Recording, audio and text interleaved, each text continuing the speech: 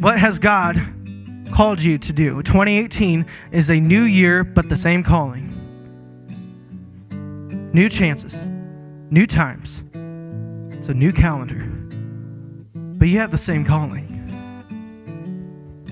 Now, some of you have been with us for a while, and you have these things called tapes.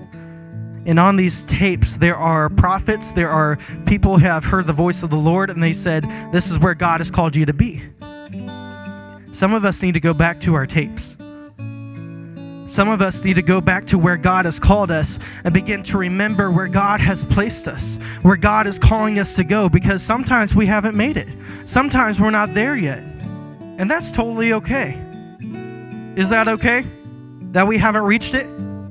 Yes. We're still breathing. We're still sucking wind. We could still make it. But some of us have forgotten our callings.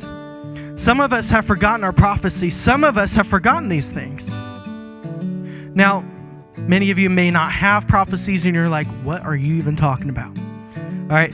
But usually, whenever prophecies usually align up to your passions. I'm passionate about the Word. I'm passionate about the church. Guess what I'm called to do? That's what I'm called to do. You may be called to paint. You may be called to go house to house. You may be really passionate about baking. Maybe you're called to bake cookies for the homeless. Maybe you're called to use that gift that God has given you, right? For His glory.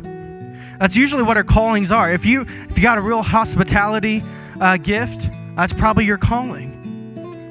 Amen? So today, I want to challenge you. This week, write out your passions. What makes you excited? And find your calling within that.